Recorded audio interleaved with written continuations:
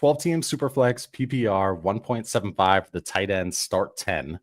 Are you going Bo Nix and the 107 or the 101? Go ahead, man. Well, first of all, Happy New Year to everybody. Not quite, but be safe tonight. That's why we're doing this stream a little early. But I want to just look over at Shane and say, Shane, how much can I get for the 101? That is how I analyze this trade, because I think a lot of people are going to go, man, give me that 101 because it's Bo Nix. But 101 is great, but if you told me that I could get a player that, and I mean, we're going to use recency bias, but if you're telling me I can hit on a Brian Thomas or a Bo Nix or a Ladd McConkey and get another player like Bo Nix in the deal, like, yeah, that sounds great to have the asset Jahmyr Gibbs or Bijan Robinson, but they're not winning my league alone by themselves. Like, it's really hard for presumably Ashton Genty to come in and just be the player that dominates your league. But the question is, what can the asset get me? So I think I'm taking Nix in the 107, but I'm also banking that a lot of the leagues I'm in, the KTC or the Twitter price should tell me Ashton Genty will get me CD Lamb plus. Yeah. And then you go try to actually make the trade. And it's like, and that nobody's really given up any top 15 proven asset to get this Boise State running back, no matter what. So is it a real 101? And then I'm kicking it to Shane. Shane. Yeah, let's do this. In terms of this scenario, are we assuming that the 101, the owner as part of this trade, is the 101 is a crappy team? Is that what we're going with? Not necessarily. I don't think so, because I think that does change the scenario to where that person is more desperate to do this type of tear. I'm saying just pure, I have the 101 by happenstance, and I'm trying to trade it, which I absolutely would, regardless of whether I have a terrible team or I just lucked into the 101. The 101's going onto the block, but people in the chat and the comments are going to tell me the 101 is a first-round dynasty startup pick, and because it has been, Shane, for the last, I don't know, 5 years. It will be. Is it right now? Okay. But can I trade it for one of the players that I would be taking the 101 over in the startup? It's probably CD Lamb. It's probably whoever the QB 6-7 is. Can you do that? Graphic 13 says, I got 45 players valued over the 101. That's a touch extreme, but let's go back to the trade, Shane. 12-team Superflex PPR 1.75 for the tight end start 10, and that does not include kicker and defense. They don't exist, don't pay taxes, none of that. Bo Nix on the 107 or the 101? At this point, Ashton Genty's landed in Dallas because they do stupid shit, right? So we know he's going to run for 1,500 yards and 400 receiving yards in his rookie season. Oh, wait, that's what we were promised from Bijan Robinson out of his rookie season, and he didn't do it. I probably would just take Nix in the pick. Because what I could do is I get Nix, and then, okay, what do I need to add to that 107 to get Devon a chain or something like that? You know, if I really have my heart set on a running back that I want to add to the roster, or a wide receiver, really doesn't matter. I can use that pick to go ahead and tier up to another player, and I'll be okay with that. The Graphic 13's got Devon a chain over the 101, so players. You're definitely not getting it for the 107. Yeah, definitely not. So Hunter Boyd, let's just nice clean one here. Shane, 2 firsts for BTJ in the new year? Yes, I will pay that for BTJ. As he has his dial-up modem is starting to twitch a little bit. Scott, 2 firsts for BTJ in the new year? I mean, yeah, is what he did as a rookie definitely puts him on track to be a guy that's worth at least this, if not going forward. I would say 2 firsts is very ambiguous, though. You know, is it the 226 firsts of teams that just made the playoffs? If so, sure. Is Scott, it the 102 and a top 326 first? And I can then turn around and trade one of those for Puka Nacua for the 102, then it's like, okay, then I'll go the other way. I think it's very contextual, just in a vacuum, though. If I have a couple spare firsts laying around, like, sure, he's a great investment given what he just did. And it's not even that he's just going to repeat what he did this year over and over and over and get better and better and better. But the asset value that holds, what else can I do with him? You know what I mean? Like, it gets me in the door to a lot of players that maybe are even a tier above him, which is tough to do with just picks. Yeah, with that Jefferson. Anybody. I mean, let's just give the tier. Well, there's not anybody. Don't grab Jefferson. Pick, go through your first round of startup picks, and they're probably right at a little ahead of Brian Thomas, and he at least gets you in the door. He's a better version of where like Garrett Wilson, Drake London, and Chris Olave were before their second year. Because he actually did what we thought. Well, no, but they were viewed as keys to the castle if you wanted to get to a bigger place. You know what I mean? Like it's a conversation to be able to tear up. I just on the same conversation. I'm not using Brian Thomas Jr. to move up. Like Brian Thomas Jr. is the move up. You know what I mean? Like, I'm not adding to him to go to Jefferson, Chase. Well, maybe Chase. I'm not adding. No, I'm not. I'm not doing it. I'm not adding to him to move up to one of those players, because then I'm just overpaying to overpay. Because then I'm just saying, I have to have a Jamar Chase, and I'm player chasing. You know what I mean? Name chasing, instead of looking at actual production and dynasty value, because I don't even know what Thomas is. I know he was top 10 at one point early in the season, and we were not laughing about it, but we were like, wow, this is a little soon. I'm guessing he's top 6 or 7 right now, just off the top of my head. Go ahead, Scott. No, I was going to say that, like, this question is good because it actually makes us think through the scenarios where 2 firsts are this or that. Yep. These deals don't happen unless the person dealing the 2 firsts is like, screw it, I have a couple extra firsts sitting in my back pocket. Like, this isn't the type of deal where the team that their roster stinks and they're sitting on the 102 and they're hoarding their firsts in 2026 goes, okay, I only have 2 assets on my entire team. Let me go trade 2 of my 4 firsts over the next 2 years to get 1 player.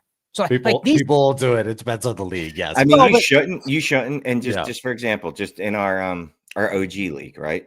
That's a rebuild for me. And I have Puka Nacua, who I'll just say, value wise is similar to Brian Thomas Jr.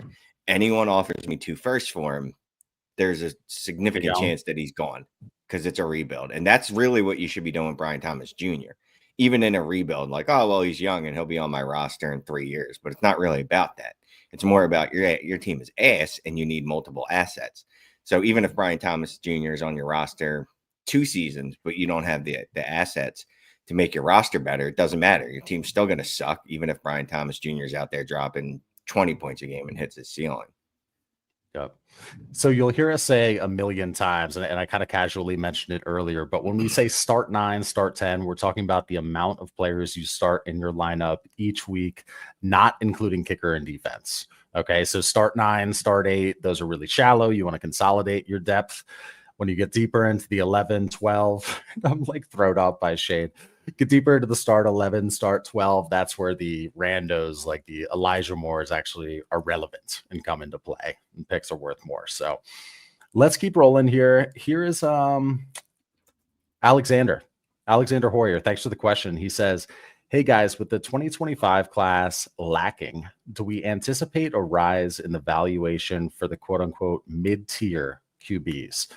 I feel trying to go buy a Goff, Baker, Purdy, or Nix is better than paying for a Ward or Sanders. Scott, what do you think here? Well, Alexander, appreciate the question. Look out for a video that we just recorded that kind of talks through some of these same things. I mean, you mentioned the names Goff, Baker, Purdy, Nix. I mean, Nix and Baker this year, and you could probably throw Goff in there, have stepped it up to, I think they're on the higher end of that mid-tier QBs. But the problem is there's a lot of them. If you go through, even if you give, Burrow, Mahomes, maybe even Herbert, the benefit of the doubt of they're going to be maybe seen as a tier above. After you go there, you're down to a huge group there's 15 quarterbacks in that range that have job security. Maybe they don't have a lot of upside per se. You mean it's exactly the names you thought of in here, right? Like you're thinking, okay, I have Brock Purdy. What's he going to give me? QB 17, Tua, Dak, Trevor Lawrence. Like they're different flavors for a lot of different people in terms of who they prefer. So the fact that there's so many of them, though, like honestly, Shane, when the season ends, what is your Jared Goff fetch on the market? Even though he was QB7, does he actually fetch anything that is that different than what Trevor Lawrence is going to fetch? Like, no, I don't think so. So then you're like, okay, you have T-Law, I have Goff. I'm trying to buy or sell or play the market. I don't see that range being, unless there's some players where they clearly separate from the pack and the market clearly identifies them as being ones they prefer more than others. I don't see this range as being one where I'm buying more aggressively. Now, I guess his question is with the quarterback class lacking, he's saying there's not going to be many of these guys available. At the same time, though, does it really matter which one of these QBs I have? Like, I either have a great QB room that's led by an elite one, and then the second one is the cheapest I can get, or if I need 2 quarterbacks, Clay, and I don't have any, are you really going to pay the Baker Goff price because they finished top 10 this year? Or are you going, maybe I'll go Dak and T-Law and save myself a couple rounds and maybe a couple seconds on top, and I'll just take my chances with those 2. Like, or take my chances in the draft. These guys aren't scarce. I think that's the point, is we've flatlined at QB, but there's about, 15 QBs where I'm like, well, they're going to start, and half of them have produced very good before. So it just feels like it's very flat, meaning I'm buying into them to have them, but I really don't want to pay the price that somebody else is going to maybe see the value of Baker Mayfield and Jared Goff compared to the lowest end of that tier. Yeah, real quick, Shane. Matt asks 102 or Baker Mayfield. Ooh, 102. Yeah, just you can do more with it. It's so much more flexible. You won't feel good after that. I thought about Baker this morning because, he was one of the people that we talked about last night in the video when we recorded it. That's how videos work. I feel like we're going to Baker. I don't know, especially, but Baker's going to be one of those guys that the market moves on more than it should, because is what Baker just did repeatable? Like, is this the new Baker all of a sudden just because Liam Cohen's there? Or I don't want to call it a fluke, because I don't think he's a bad quarterback. I think he's a good quarterback. I just don't know what he just did, though. Is he QB3 overall? I don't know that we see Baker do that again. I don't know that we see Baker as a high-end QB1 ever again. And again, that's no disrespect. Did he have fluky numbers like he built into his stats? I don't know. Obviously, 40 touchdowns. No, he's. Touchdown passes. You know what I mean? I think he's QB5 or QB6 right now. But here's the thing, Shane. If Liam Cohen leaves, are you gonna be able to sell Baker for a premium? Well, here's the look. Or is he just gonna be like a reason to not like him? I'll say it's not even that. When Dave Canales left last year, I said, oh, well, Baker's going to take a step back. And Baker stuck his dick in my mouth and was like, I'm going to actually do better. Yeah. That's the line, Shane. Yeah. I think we could call that the line. So 13-38, got it. So the fact that Liam Cohen's going to leave and get another job, that isn't even it. I just, like I said, I like Baker. I think he's closer to a QB 10 than he is the QB 5. That's all. And I'm not going to be willing to pay what it's probably going to cost to get him. Now, if I can still get someone that doesn't believe in him for like a random first, okay, you know what I mean? Because then I just hedge against myself. You know what I mean? Like if I can give up a random mid first for him, and he proves me wrong, and he is an elite QB going forward, this was just a revival. Well, then great. And if he's just the QB 10, I can live with that. I think Clay nailed it, like right at the very beginning of the discussion, is you could just do more with the 102. I'm not even questioning Baker, but when his coach leaves, the market is not going to go here. Let me go pay the high end of the next tier of QBs to get Baker fucking Mayfield. They're going to go, he's going to regress. And whether you believe, there's enough data to probably say he's not going to, Shane. You already said people already did that last year. And so he deserves the benefit of the doubt to go, maybe he's better than we gave him credit for, but you're not just going to be able to hold him. You're not going to be able to dangle him out there and go, he's the same as Justin Herbert. And you're going to be able to command that on the market from anybody that you want to trade him to. He's just not going to have that clout. It's probably going to be just because where he came from, right? He's failed before. So he's an asset that has limited upside. So if you're saying he's just going to continue to produce, then maybe it is Baker. But I think most people would just rather have the pick. The market's going to dictate. You know what I mean? Like if it takes me 2 firsts to get him, I'm probably not going to pay it. If I can pay a first and a second, I'll be more apt to do it. Because like I said, I'll be willing to, if he is a low end QB1, I can live with that. You know what I mean? It's not what I hoped for. And if he proves me wrong and he's a high end QB1, well, then I just won the lottery. What's the highest pick you'd pay right now? You do not even have a QB1. Highest pick you would pay, and you have to throw in a second on top of that pick. For Baker. Okay. So what in a second for Baker? Yep. So it's like this pick and then the second round equivalent of that. So if it's the 205, it's a 105, that kind of thing. For me, I'll give the 106 on the 206. I don't have a single quarterback, so like, can I contend though? Like, what is? Okay, you're not buying it if you don't think he's a QB1, right? I think a 106 or 7. Yeah, that's fair. And a 206 and 7. Yeah, that's fair. Okay, now you don't. Okay, here's the other one. You don't have a second quarterback. Are you selling Baker for one slot higher than what you would just be willing to pay? The 105. To get the 105. You're taking the 105 and the 205, and you don't have quarterbacks. You're just selling them. Yeah. Because you can't say, the lowest I'd pay is this, and then I give you 5% more and you don't accept it. You know what? Yes, because at 105, I can do whatever I want with that, right? That could be a mystery box. It could be a plane. It could be another quarterback that I buy. That second round pick, you know what I could probably do with that? Go buy Jared Goff, and I got my mid-tier quarterback. You can't get Jared Goff with a single second. Give it 5 months. 5 months until we're drafting. If you go back to 2019, you can get Jared Goff for that second. Watch when we start 5 drafting. seconds. 5 seconds. 5 seconds is a little out of my range. Fine. Then not him, but someone else. Fine. Last year's Jared Goff. This year's Jared Goff. Whatever. I'll be able to get another starting quarterback for a second. And if I really, really want to get a quarterback at 105, I'm sure I can. I'd rather not. Right now, as the class sits, though. It's like in Hammers. I have 10 seconds this year and all. So can I go just get Jared Goff for half the second round? I don't know. You have the whole second round. I have most of the first round. We're gonna have you have 4 firsts, I think. No, I've got more than that. I have 5 firsts or something. I think I have 6 firsts. But anyway, that you guys are in trouble in that fucking league next year. Just saying. Whatever. Assuming you don't fuck it up. Exactly. I was like, as long as I don't shit all over my bed. Okay, here we go. Well, yeah, talk your shit, Shane. Scott, Matt Galore gave us a super chat. Thank you very much, man. Appreciate that. So it's a 1 QB start 7. So you heard me earlier talking about shallow leagues. 1 QB start 7 is about as shallow as it gets. Trade the 102, and he says Tet, for Bowers or McBride.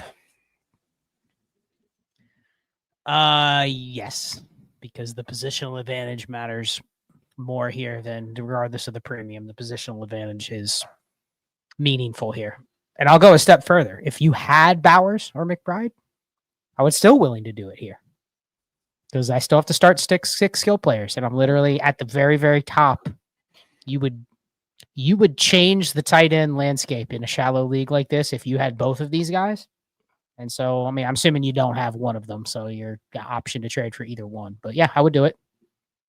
100%. Shane, yeah. It seems like, by the way, it seems like your camera is like going fine or whatever. That you just bounce.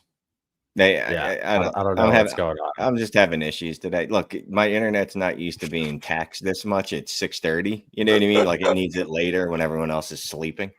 It's raining here too, where I am in Maryland. But how could the 102 for either of those guys? Yes. Yeah. So yes. Okay. Here, let's go into a different one here. Let's mess around a bit. Shane, the 3 of us are stranded on an island. Who does what? This could go so many different ways. I don't build anything. Terrible with my hands. I could carry things, and also can't hunt, so that I won't be very helpful there. So you're just labor is what you're saying? I'm like you're down labor. to work hard. What do you bring to the table, Shane? Yeah, honestly, that's it. You entertain us with comedy. That's it. You'll bring levity to the fact that we're probably fucked on a desert island with no way to get out. I will say the three of us. Yes, that's right. I can supervise. I'm skilled at management. I have people skills, which will help me on the desert island with two other people. You're gonna supervise us. Yeah, I'm gonna supervise you. What is Scott doing, Shane? He's got math brain, Scott brain, but like he's a dynasty guy. I'm hoping an island guy. He's coming up with an escape plan. Like the problem is I don't do handy stuff either. So as soon as it's like you guys need to like build a shelter or something like that, I'm like, I'm handy. I got you on the building and stuff. Clay does all the manual labor. I mean, I can. Well, he does the build. Me and you are going to have to. You have to. Yeah, I can lift and transport and stuff like that. But when it comes to the actual constructing, that'd be my weak spot. I'm probably good. We're going to get very hungry when we're going to start this building. We're going to get very hungry. None of us. I mean. We'll all try though. Well, you know what? We don't have. It's not like any of us are experts. I'll say this: a wild animal. We all don't hunt until we're desperate, and then it's like, okay, I haven't eaten in 14 days. I'm about to die. I need to find something. Probably should eat something. Yes, yes. And I gotta be honest with you. I will have. I have loose morals anyway. Cannibalism will not be out of the question for me. So I hope you're not the supervisor eats us. Who would you kill first, Shane? You, muscle. I gotta get muscle. I mean, fair. Who could whoever you could catch first, right? Well, like I said, don't sleep heavy. Do not sleep heavy. Oh, that's good stuff. Wait, okay, so real quick though, let's just stay on this. I'll have a timestamp. You can skip this shit if you want, but let's assume we are going to get saved in some form or fashion. Shane, how many days though do you think it would take for us to, let's assume we're surviving like with some sort of food or arm in your case? How many days do you think we could actually last? Yeah, 4 at the most. I give us 4. Well, here's the problem. None of us know how to make a filtration system. So we'll literally die in 2 days. What is it? You can go 48 hours without water. You could go like 3 days without water. You go 3 weeks without food. I've fasted for really long periods of time. So the food's not a problem, but the water would be. Yeah. Shane, do you know how to make a fire? Yeah, I use my lighter. Nice, perfect. Just say because the boiling the water would be at least it could help us get partially the way there, but can we make a fire? It's 4 days. I was never in Boy Scouts, so not me. Yeah, no, I can help with that sort of stuff. It may take don't time me. Let's say don't time me. All right. So DWalk 325, thank you for the question, says best and then in quotes cheap or parentheses cheapest time to move up from the 102 to the 101. And then he asks now. What do you think, Scott? I mean, we've kind of hinted at this a couple times already, but what is the position of the team with the 101? I mean, not every manager is pragmatic, but because we saw it with Bijan, how many people did not need to draft Bijan and they still did. There's a couple teams where they still have Bijan. They still haven't won. And now he's 2 years into his career and he's just had his best season. And did you even get any wins out of him? You know what I mean? 20 points per game. He better carry you to something. Right. But the point is, did you win anything with him? And you shouldn't have drafted him. So I think that now is the time to look at where is that team with the 101? Do they lack assets? Will they take a deal that is, can I give the 102 and a 26 first for the 101 and a high 25 second? Something that makes them feel like process-wise, they're kicking the value to the future, but test them out. Like you'll know pretty quickly if they're a team that is going to move that 101. And if they're not, then it might be tough.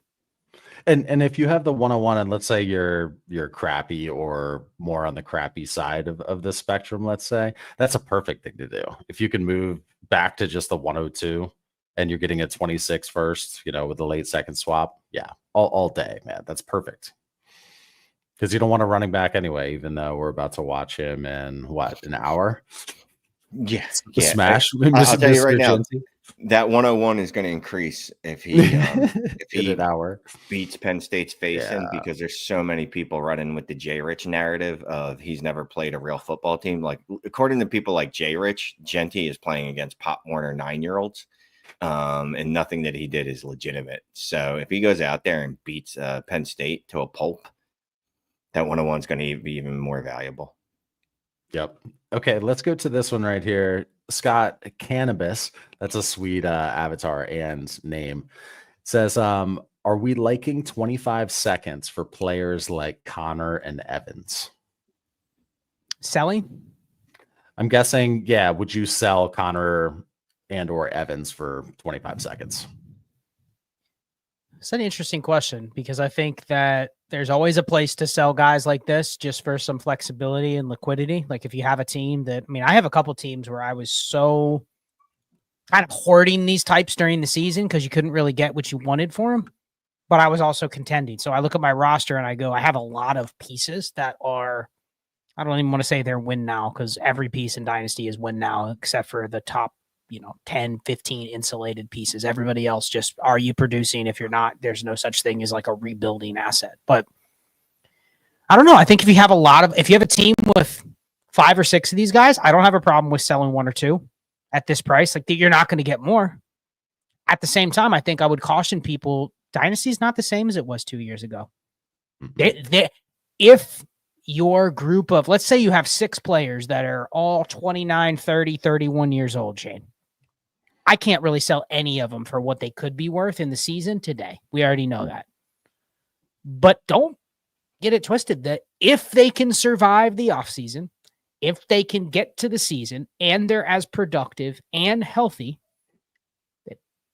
then the new Dynasty gamer is not going to shy away from giving you a 27 first for Mike Evans in the midst of a 19 point per game run. You know what I mean?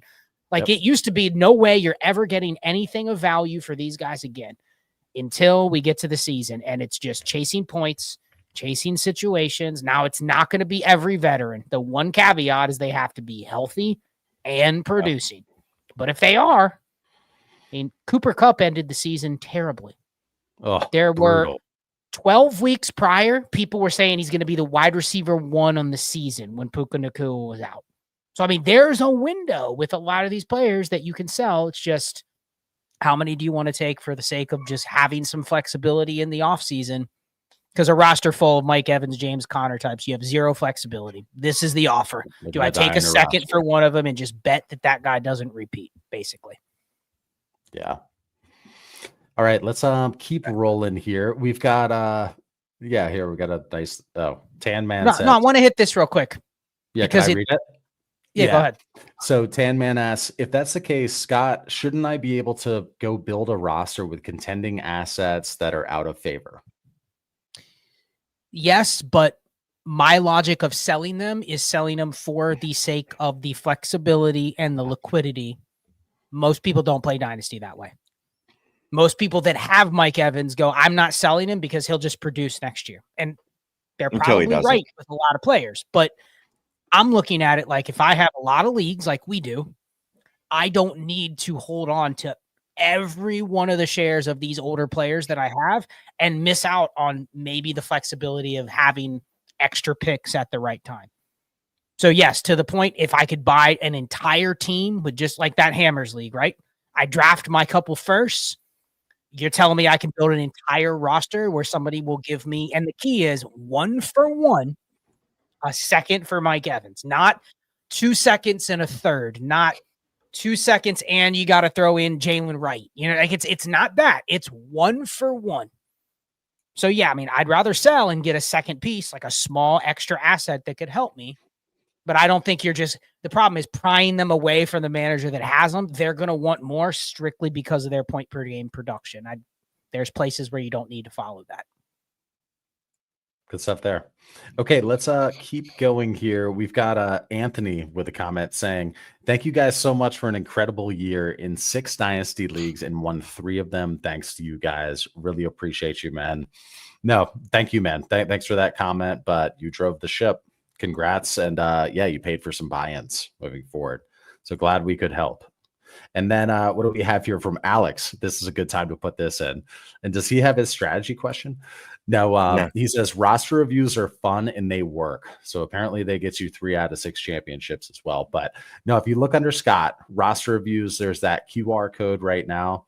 Perfect time to start signing up for it. Scott and Shane start getting busy as all hell, and they can talk to you and get you on the calendar, but live one-on-one with them, schedule it, get it in the books, have them look at your team, roster review at dynastytradesand5.com if you're interested.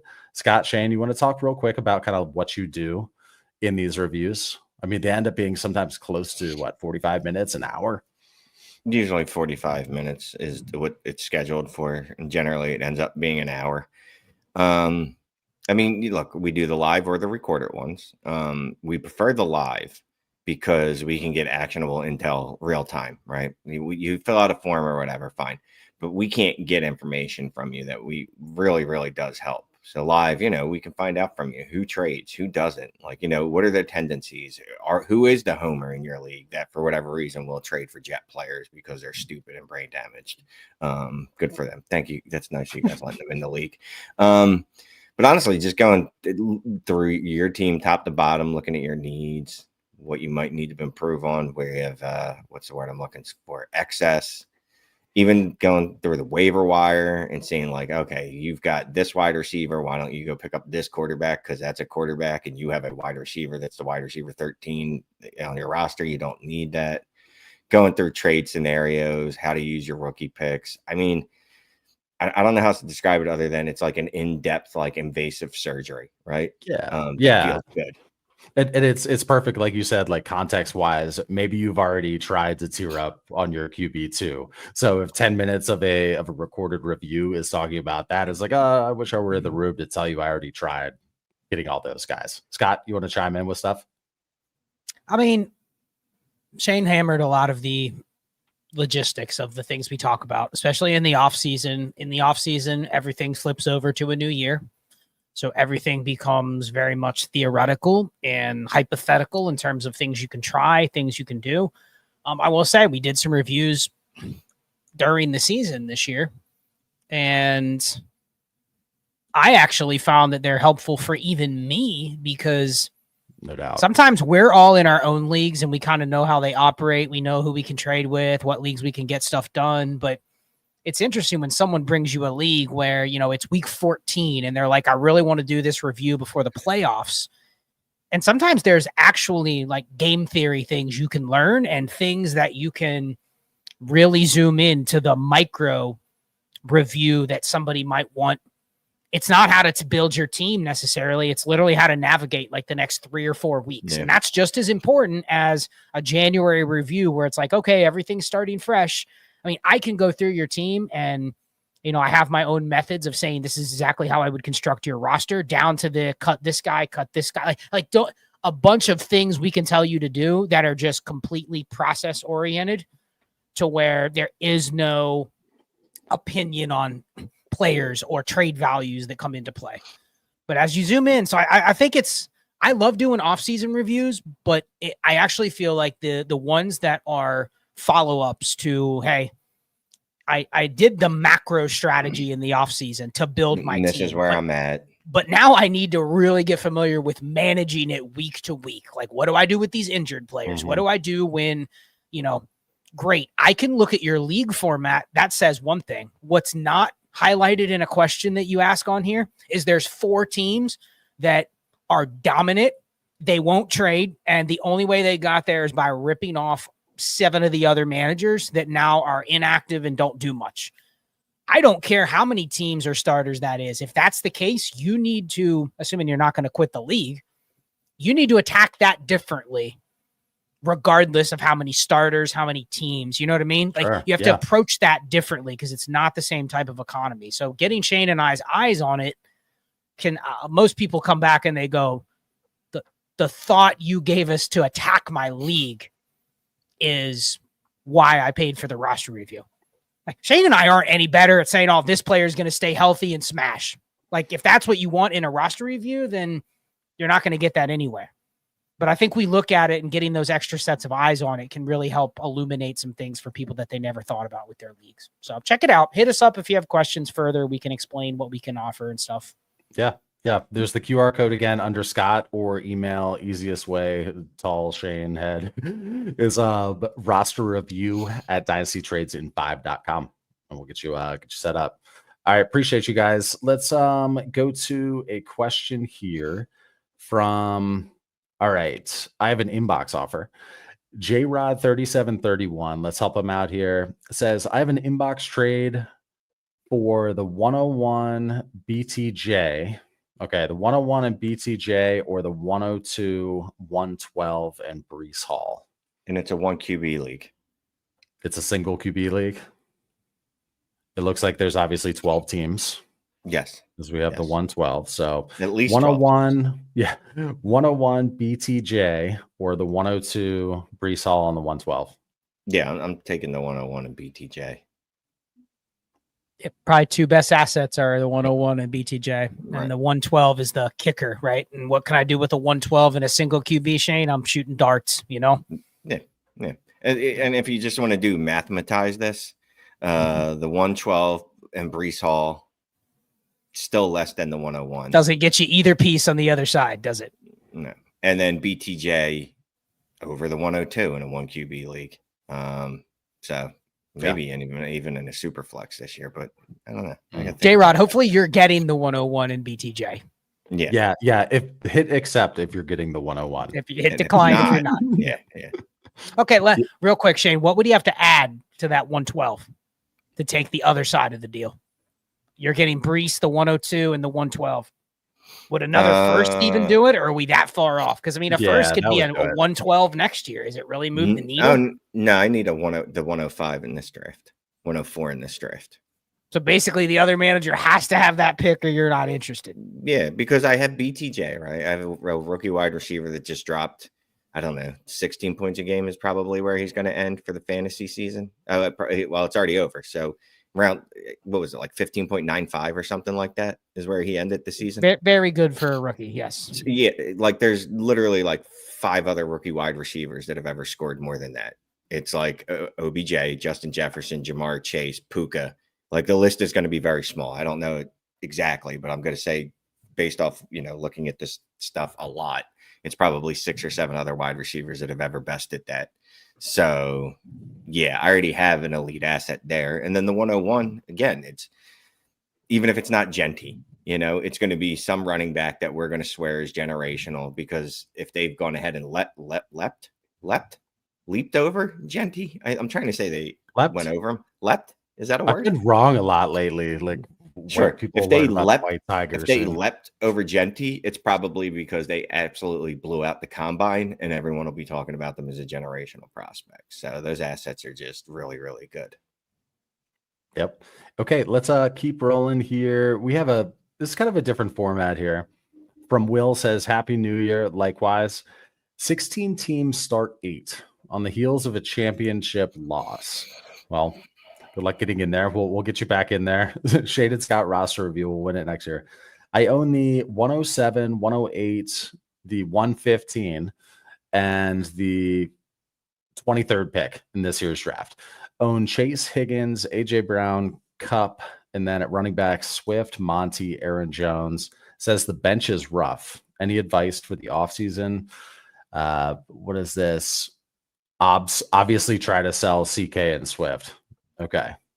How you lose with T. Higgins in the start 8? Damn, my man dropped. What did he drop? 40 something points? 40? I mean, Chase had 20. Brown had like 17. Higgins had 40. Up and Swift didn't do in a start. Well, Swift no, but in a start 8, his other 5 starters must have been awful. You know what I mean? I don't know. Anyway, he lost. So, what's me to question it? Not that I don't believe him, but it's just, normally Higgins carried titles, but 16 teams start 8. So do the math there. What does that work out to? 12 teams start. You got this, Shane? No. Come on, Shane. You got it. Hold on. Slow down. Let's slow down, everyone. What's 10 times 8, Shane? That's 80. I got that. What's 8 times 6? Let's see. 8, 16, 24, 30, 48 plus 80, 128. Divide that by 12.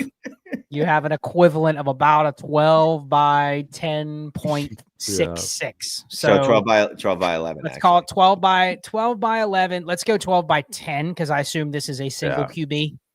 So the skill player starters are going to be the same. So let's go 12 by 11 because there's going to be 9 skill starters or 7 skill starters here. So okay, so there's a decent amount of depth, or in terms of the depth of the league.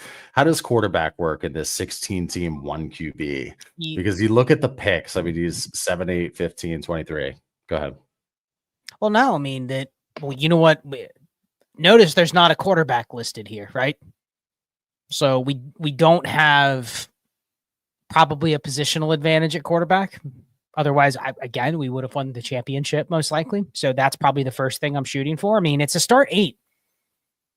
And I have Chase and Higgins, and I have Cup, Jones, AJ Brown, Swift, Monty. Like, those guys are not great assets, but you have plenty of skill starters to get through. And you have all these picks. So I would guess the problem is probably on the margins here. Like, your tight end probably wasn't great because he didn't list one. Quarterback wasn't great. So I'm guessing if we had, I don't know, Jaden Daniels, he would be listed. You know what I mean? Yeah, we were probably rolling out like Brock Purdy and Jake Ferguson or something and going, well, that's probably why you lost. So I'm taking all those assets, and what's too much to pay for a positional advantage QB here, Shane? Even a Mahomes, even Burrow, somebody like that. Like, I'm paying for it because it's only a start 8. Yeah, I mean, you can do that, and you can also go buy someone like Anthony Richardson. Still shooting upside. Number person with absolutely no expectation that he's going to pay off, just a hope, really. But how much would be too much to pay? Not there isn't too much when it's start 8.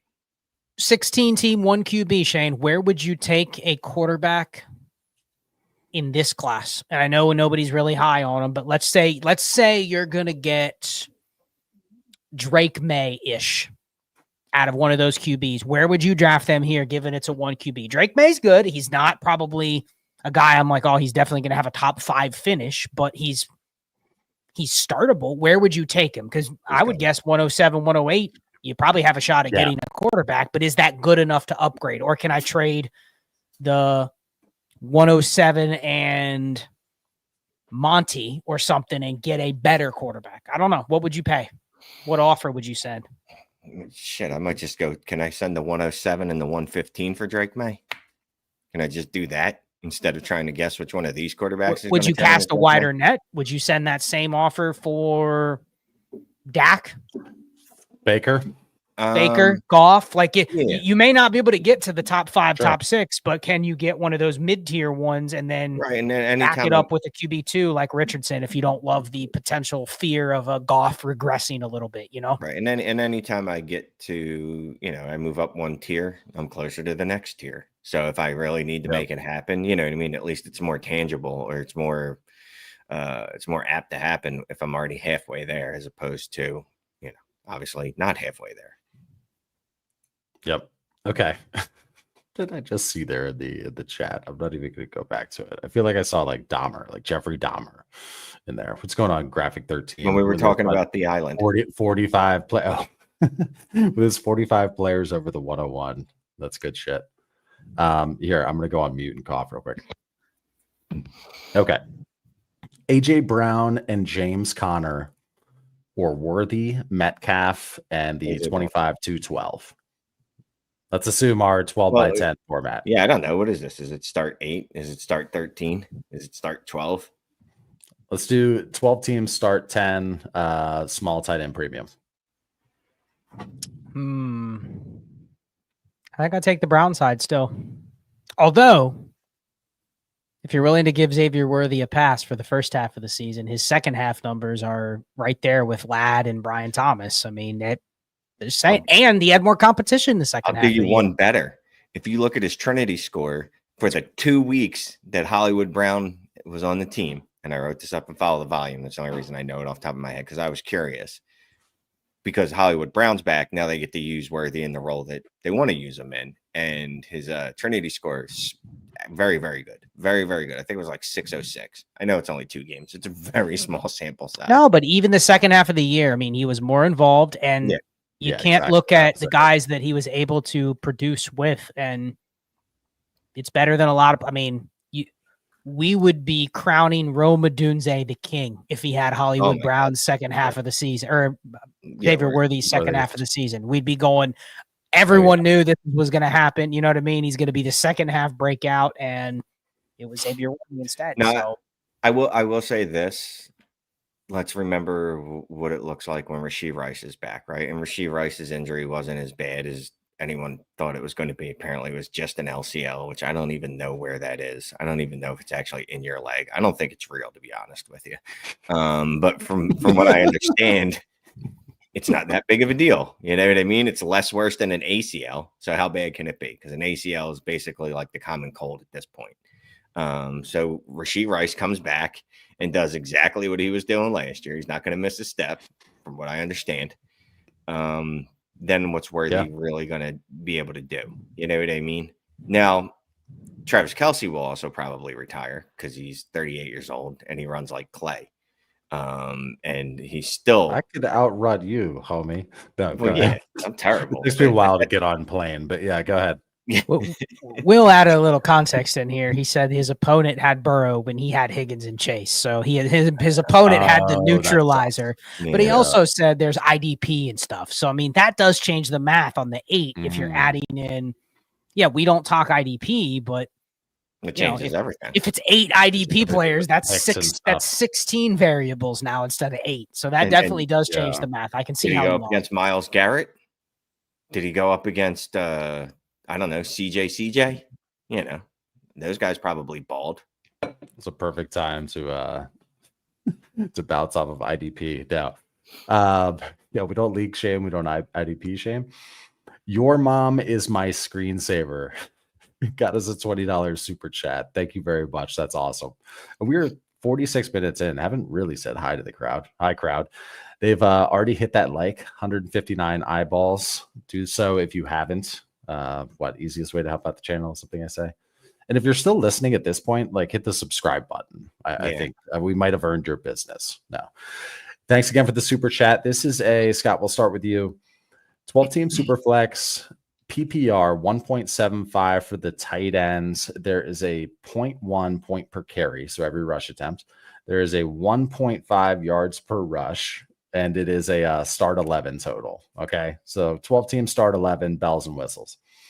Stroud, Geno, Kirk at quarterback, Achane, Pollard, Bucky, J.K. Dobbins, Chubb at running back, Godwin, Debo, Reed, and Trash at wide receiver, and then Kittle and Laporta and Hawkinson at tight end, all 3 of them.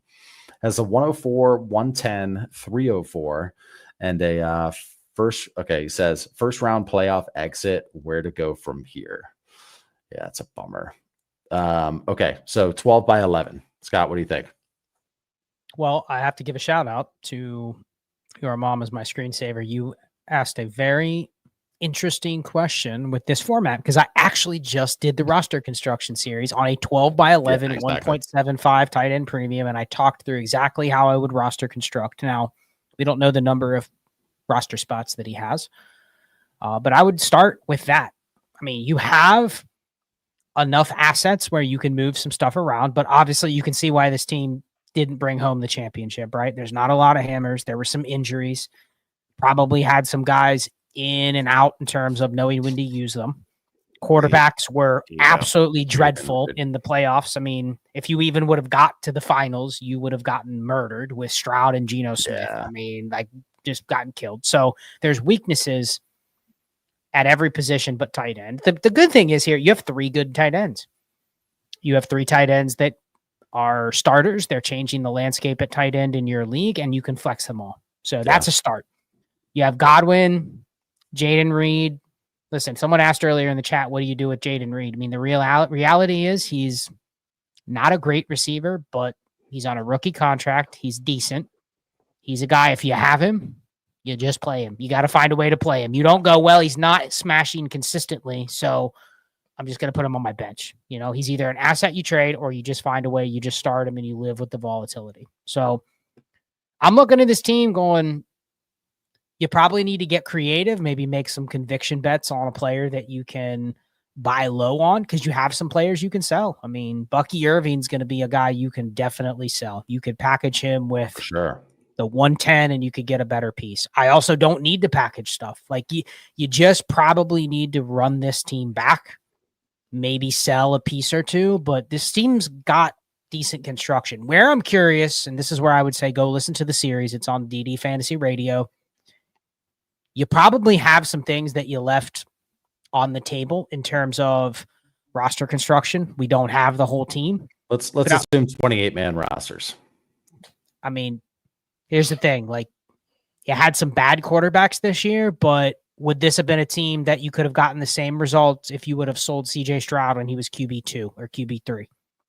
And I know hindsight's hindsight, but this probably would have been the team where it was like, I could have used another asset, and now you just have to kind of bet on Stroud to bounce back. You know what I mean? He's not an asset you're even going to be able to trade. So I would just like to see the rest of the roster, but I think this team's close. Like, this team easily could make the playoffs next year. It's just, it probably needs to add a little bit.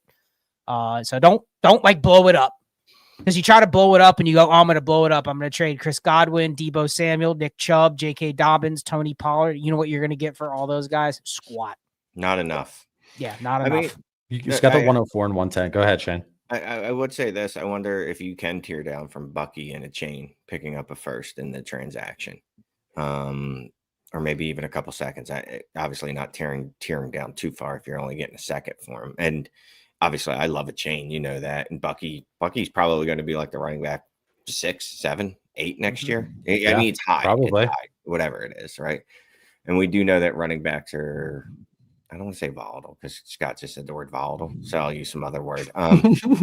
But we know you can win with less heralded running backs, right? Like we talked about him earlier, like James Conner, up until this week when they told you he was healthy and then ran him 4 times and he sat on my bench and I lost by 3 points when I could have played literally anyone. It sucks too, because you had to. I mean, if he was playing, you had to start him. Yeah. Bucks. So Same thing. I wouldn't be opposed to looking at that. Like, can I tear off of one of those dudes, get a first and a pick, or both, if you can do it. And keep in mind, if it's 28-man rosters and we don't know what it is, but every time you tear down off of a player, you have to look at it as, okay, I'm tearing down off of Tony Pollard, or even I'm tearing down off of Achane and Bucky, which is like the tear down. You could do it twice, you know? But even if you're tearing off of somebody like Tony Pollard, an acceptable trade would be you get back a second and a body, right? And then the goal is every time I trade one of those guys away, I now probably need to add another body to my running back stable, which means I need to look at my other positions and go, okay, because I have some teams like this that I need to clean up as well. But we just went through, I mean, Ray and I did a video the other day, but like, you know how many teams have guys like Malachi Corley and Devontae Walker, Jermaine Burton? Like, those are the guys you almost just cut bait on, right? Like in a build like that, you know what's more valuable? Michael Carter. Yeah. Like the guy that could play one game is more valuable than a lot of those receivers, where at best, if one of those guys is good, you get, you know, here's a couple names. All of those rookie receivers this year, Shane, all the names you would know: Corley, Burton, Jalen Polk, A.D. Mitchell, because he's in a terrible situation, Roman Wilson, Luke McCaffrey, Troy Franklin, Javon Baker, Tez Walker. Like the peak of what they could become is like Alec Pierce, Marvin Mims. Like that's the best case scenario. And no one's even really wowed by those types. So that's where you can't trade them. Well, you can trade a running back. You can trade a running back for a third when somebody needs it. When somebody needs try to trade him, Clay. But if you look at Luke McCaffrey and you go, nobody wants him, what a lot of people do is they go, well, I'll just hold him. And then they don't pick up insert running back off waivers. You know what I mean? And then the season gets here and he goes, damn, you know, I could have picked up Kareem Hunt for nothing. You know what I mean? So just like, that's how you can clean up your roster. And it's not going to seem like it's a big deal until you get to the season and you go, yeah, you know, I wish I would have been more aggressive in getting rid of some of these clogging players. 29-man rosters. Dude, listen to the roster construction series. It's almost catered to your format. Yeah, it's like this listener. Sorry, what is it? Your mom is my screenshot. It's like he listens to us. We love that as like a stock format. It's a great bones of 100%. a dynasty league if you're starting one. And we'll do a show in terms of settings and whatnot. But if you can start with a 12-team Superflex PPR 1.75 for the tight end, start 11. That's such a clean bones to your league. Okay. Let's go to McGoonigal. Says, Happy New Year, everyone. Happy New Year to you, sir. First Dynasty League 3 years ago. Found y'all in October of 2022. That's kick-ass. Picked up an orphan in that league in rough shape. Won the ship last night. Thank you all. Hey, congrats, man. That's awesome. That's great. So picked up an orphan. What was it? 3 years ago.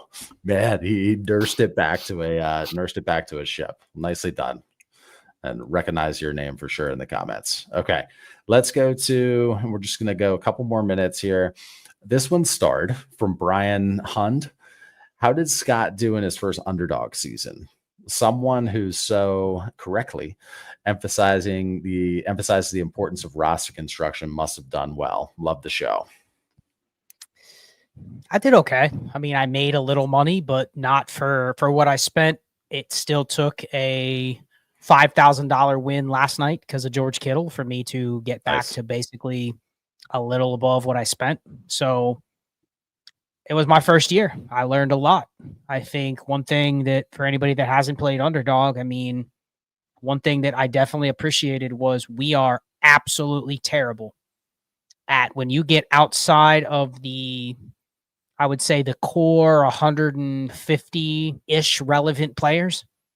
After that, we are absolutely terrible at knowing who the other players that are like the last 4 or 5 rounds of drafts are actually going to be, right? Like you could go through the names and it was just player after player after player, and they were just complete zeros. Yeah. And then guys that somebody happens to have Jamison Crowder. Nobody has Jamison Crowder or whatever. I believe one person in the entire BBM final had Zacchaeus drafted. So guys like that you easily could be wrong on Zacchaeus versus like everybody. Just an example for Washington, everybody in Underdog was taking shots on, and I'm not saying was drafting, but was like, I will take a shot on Diami Brown and Luke McCaffrey.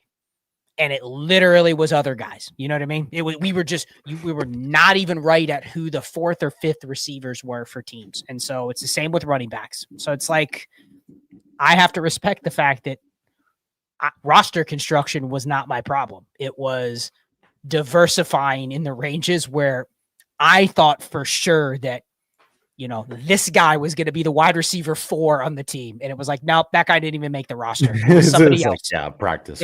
No one had Tim Patrick over this guy. You know what I mean? And it's just appreciating the variance that exists there and maybe diversifying the players a little more. That's definitely something I'm going to do differently next year, but appreciate you asking the question.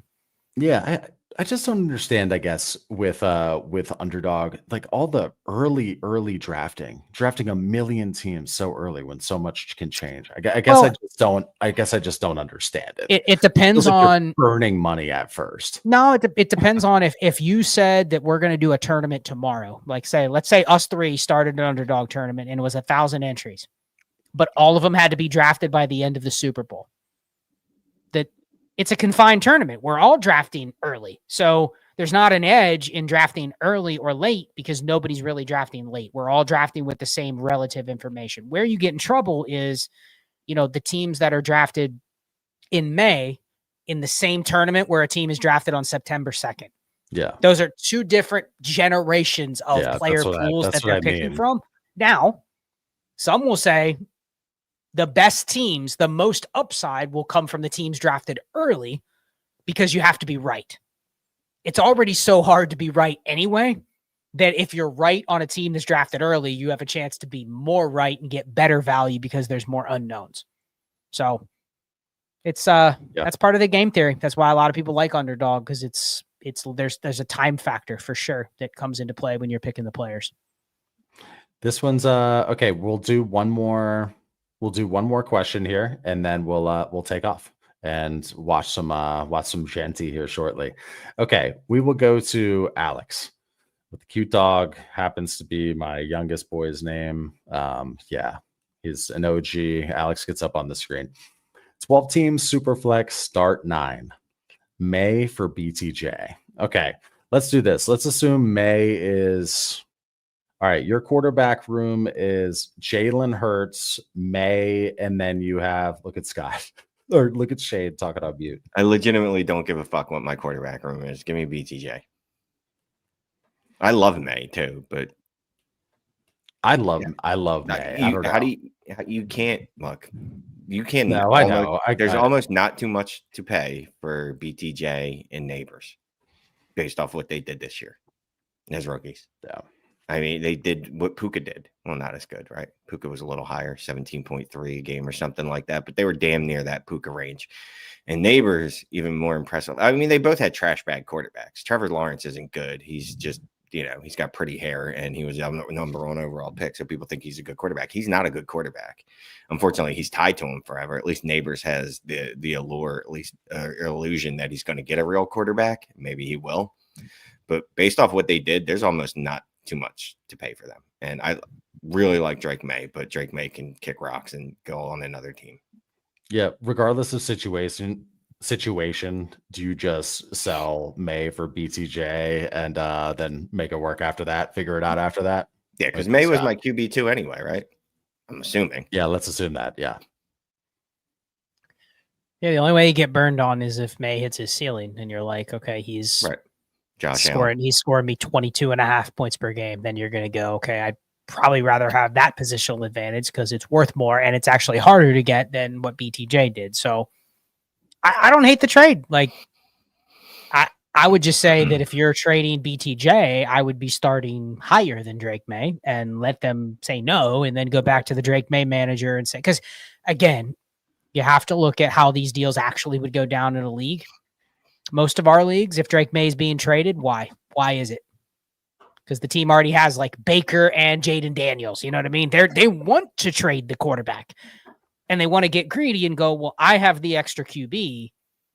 I want to go get the elite asset at another position. But in theory, if I have 2 really good QBs and I'm trading my third, I'm not really helping you.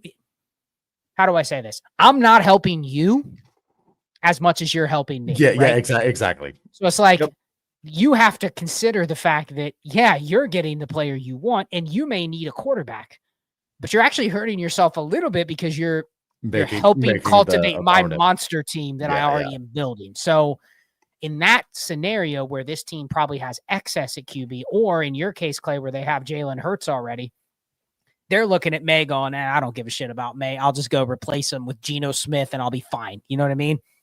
So that's why you take BTJ over him if you really think BTJ is going to continue to be elite. Like that's not how I want to gamble. I need a plus. Yeah, I think that was a good point, saying start higher than Maye as well, because we were saying earlier BTJ can get you into a conversation with most dynasty assets. Yeah. All right. Well, good stuff. We can end it here. I'll just say JMO said, talk myself into starting my studs full go. James Conner and Tualis Achane in the finals, lost by 30. Hey, should happen. Yeah. And the Achane thing, I don't even know if that was related to Tua. That's more related to Mike McDaniel, wanting to show you how smart he is. That's all that is. The dude has his head up his ass. Hopefully his team loses this week and he ends up out of the playoffs and he gets fucking bounced and I never have to see his pretentious ass on my TV screen again. That's really all that was about. How do you feel about Dan Campbell? He's a meathead. Karma's going to get him. Karma's going to get him at some point, and I'm going to love it. I'm going to absolutely love it when it gets him. I hope he loses next week and gets fucking destroyed by the Bucs in the playoffs and the Eagles. Then skull fuck the Bucs. It's going to be a beautiful thing. And we will wrap it on that, man. A double skull. Oh, nice. No, so we are 1 hour and 3 minutes in. Sorry, we were a couple minutes late. Yeah, thanks so much for joining on a New Year's Eve. Enjoy football tonight. Enjoy your beverage of choice. Yeah, hit the like, hit the sub, all that good stuff. Roster reviews under Scott. Again, there's that QR code, or email rosterreview@dynastytradesin5.com. I would get on the schedule now because people start booking for the future as well. Okay. You guys want to say goodnight? Happy New Year, everybody. Thanks for being here. Different time. We really didn't even blast out tons that we were going to be streaming at this time, but we still had a pretty strong showing. So be safe so you can be here for the next stream next week. And thank you. Happy New Year. Yeah, and look, I mean, I'll just bring it up because we always make fun of NFL players right around, or not make fun of, but go, I can't believe that asshole didn't just call an Uber. Guess what? You can call an Uber too. So if you're fucking lit tonight, don't drive. That's it. Yeah, call an 100%. Uber. You'll be all right. Or just fall asleep wherever you're at. You know what I mean? Pick your game up and have snuggle the girl up or guy home, whatever. Or get married and just don't ever leave the house. Yeah, or that. Or watch a movie. That's basically my New Year's Eve. On that football. Yep. Yeah, no, that's good. All right, I'm going to end this stream. We will see you next time, and be on the lookout for the likability show tomorrow. Cheers.